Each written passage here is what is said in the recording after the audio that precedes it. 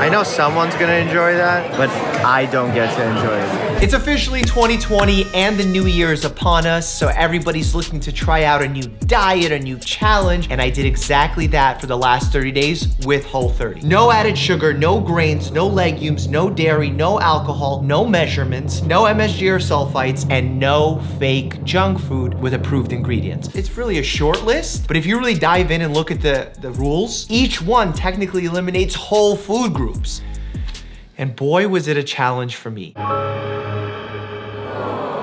This video is sponsored by Thrive Market. It's an online marketplace that makes healthy eating more affordable. They have 25 to 50% off retail prices, and that's really important. Healthy eating can get quite expensive, and I don't want a financial barrier between you and a healthy lifestyle. So to take advantage of this partnership, click the link in my description, sign up with your email, pick between the 1, 3, or 12-month packages. To me, the 12-month is a no-brainer because it's only $5 a month. You're gonna save money, you're gonna eat healthy, no matter what diet you're following. Vegan, paleo, Whole30, doesn't matter. You can organize it on their website however you like it. It's a 30-day trial, so if you don't like it, cancel it, get your money back. No biggie. I think it's time for Whole30.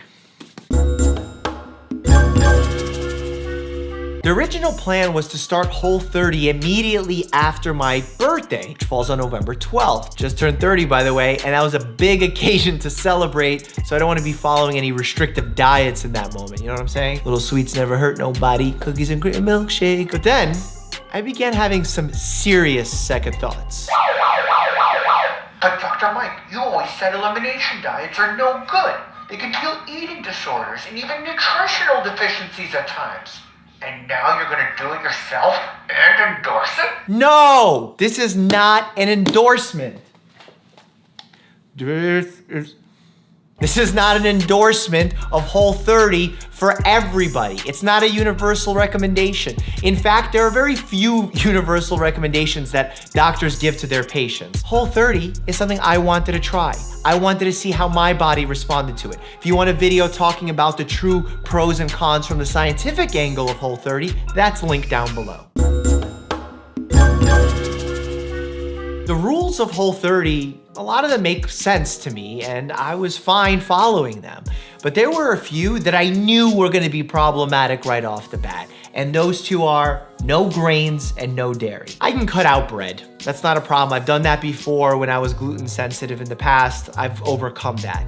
But the fact that I have to give up brown rice, quinoa, things that I eat, part of a healthy diet, my sushi, that's, if you know what I eat, that's like my go-to meal. So I was gonna be suffering without having rice. And then to not have cheese, it's what makes the world go round. It's like my favorite thing, even in salads, like you need to put a little blue cheese crumble in there to make it taste good. So I knew right away that that was gonna be a problem. What I tried to do was to plan a little bit more thoroughly. Figure out what places I can still eat in, but just make sure that my food was still Whole30 approved. For example, on a work day, All right, my usual midday work meal is Chipotle. And I initially thought I couldn't have Chipotle on Whole30, but boy, was I wrong. All I had to do was take out the rice and beans and I'm good to go. Oh, and the cheese, obviously. I love cheese. So what do I have in my bowl? Salad bowl, double the meat chicken, mild salsa, guacamole, and the fajita vegetables. Sounds yummy! boy, did I make a mistake giving up sweets during the sweetest time of the year. Bro, I'm trying to start my first day at Whole30, and then what is this? What is this? And then, what is this? It's ridiculous in here. Holidays, birthdays, retirements. There were cakes and chocolate bars everywhere. Part of trying to give something up, your success depends on getting away from those things. I made sure that I didn't have any sweets in my house so I couldn't cheat. But constantly being met with sweets galore in the hospital, that was a serious challenge for me. And I was like, oh my God, am I gonna give in? But for some reason, having those rules made it a little bit easier because I just deferred to the rules as opposed to like, no, I really shouldn't. Boy, I missed something big. What holiday falls from the middle of November to the middle of December? Thanksgiving. How did I not think this through? And on top of it, I was invited to an amazing Thanksgiving Greek dinner. And if you've never had a Greek dinner, The Whole30 struggle is real at a Greek Thanksgiving. Do you agree? Oh yeah. It's not like my sous vide cooking that you saw not too long ago. It's much, much better than that. Basically, all I could put on my plate was the turkey and some peas because everything else had cheese on it or some kind of grain, and I was just sitting there unhappily. And everyone looked at me like I was crazy. You know that scene from My Big Fat Greek Wedding? What do you mean you don't eat no meat? What do you mean you don't eat no rice? Oh, it's okay, we have cake. I'm like, no! Do you know how bad I want to eat this right now? One of the rules of Whole30 is that you can't drink alcohol. To me, not a big deal. I'm not a big drinker anyway. I'll have a glass of wine or a drink here and there for celebratory purposes. But now, I went to Miami for Art Basel. If you don't know what Art Basel is, it's like a fancy schmancy art event where it's a ton of exhibits in Miami, great weather, great people, everyone's happy, people are having drinks. If you've never been to Miami, a big part of the celebration during Art Basel is to go out at night. I've never really gone out to nightclubs without having at least one drink. It's not about getting drunk for me, it's just about, you know, like having a drink and loosening up. But being out with like 2 Chainz on top of you singing, and I'm there just drinking water, everyone felt like I was a buzzkill at this thing. Mike, have a drink with us, you know, cheers, cheers, cheers, and I would be cheersing water and people would get offended. I was able to withstand that, but I could easily see how if you're trying to follow Whole30, the peer pressure can really motivate someone to cheat. I was moving, I was grooving, I was starting to feel good on Whole30. I was even getting proud telling people like, oh no rice for me, just sashimi, or whatever it is I was eating. But then disaster struck. Again, probably due to poor planning, but it was a true disaster. Went to the gym a few times and my bench started going down, which makes no sense. Normally, like when I'm working out, I'm benching like 225, 255. 225 was becoming a huge challenge for me. When I stepped onto the basketball court, after one game, I felt like I was exhausted. It made no sense to me. It's not because I turned 30. It's probably because I was under eating my calories. When you do an elimination diet like Whole30, it's very easy to under eat calories. This is probably why a lot of people lose weight. But now myself being an athlete, I needed to plan for that. I should have thought more ahead to make sure that I can still perform on the court and in the gym.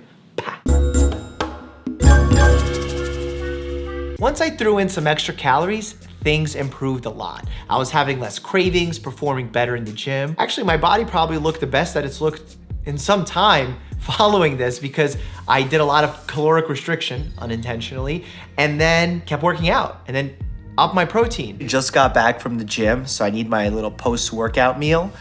Whole30 approved. We got Wild Planet, a little grilled chicken. Oops, I spilled some. I was even already so used to the eating habits, like of things I could and couldn't eat, that when I would go out to eat with somebody, they would get like an awesome little bun cake or like some rice, something that looks delicious. I wasn't even stressing it anymore. Like once you get out of old habits and you develop new ones, it's not that big of a deal. I was actually feeling really good and proud of myself that I was getting to the end.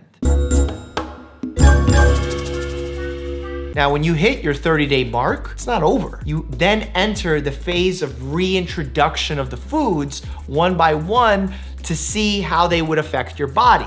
Because the whole premise of this is not only to develop a better relationship with foods, but it's also to see if those foods negatively affect your body. This is like the claim of Whole30 that I'm not a huge fan of. It's not really scientific. Like if you put in legumes on the first day, then 2 days later added sugars, then 2 days after that, grains, like it's not scientific. If we're doing a proper elimination challenge in the medical setting, we do a 90-day elimination. We keep a strict log of symptoms. We then do a reintroduction one at a time to see if and when symptoms return. I can put in legumes on day 1, day 2, I can put in grains, and then I have symptoms on day 6, and it could be due to any one of those. It's not very scientific because you don't know what's happening there. If you followed my previous 30-day challenges, you know that my digestive system becomes an absolute mess. I mean, bloating, diarrhea, whenever I make any kind of drastic changes, and believe me, this was a drastic change. When I began that reintroduction phase, everything went back to normal. I mean, yes, I included more vegetables in my diet, but by doing so, everything returned back to normal. I started feeling good again. I just think that these major drastic changes when you're already eating healthy probably aren't great for your microbiome and your overall gut health. So I find that when I eat my normal diet that's right for my body and my athletic needs, it works best for me, but with more vegetables. Something I noticed was that I was struggling to get my fiber from my meals, because normally I would eat things like black beans at least 3-4 times a week, brown rice. And when I had to eliminate all those, I had to find replacement sources. And yeah, vegetables, fruits, there's stuff in there. I think if I was to do it again, I would probably supplement with something just to make sure I get enough fiber.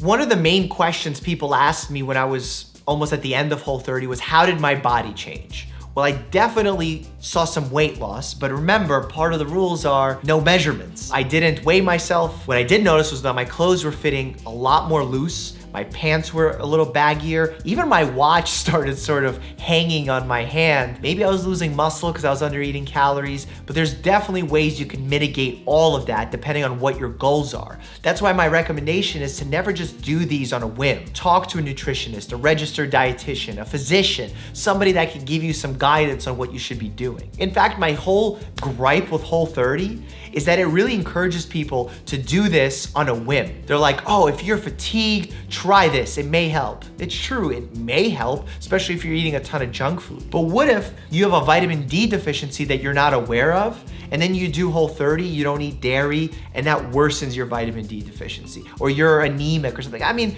there's so many reasons why people can have symptoms. That's exactly the reason why you should be evaluated before you start a drastic elimination diet like this. That's not knocking Whole30. That's just spitting facts. At the end of the day, nutritional advice should be individualized, but it's a very restrictive diet. It can cause some serious problems. There's definitely some research showing that there's some crossover with eating disorders, and most of the time it's unnecessary. I just feel that there's other ways of getting someone to eat healthy than to give them a strict list of 8 things to do and eliminating some foods that I think are otherwise healthy. Why would you eliminate certain foods like black beans that can be so healthy to the majority of people?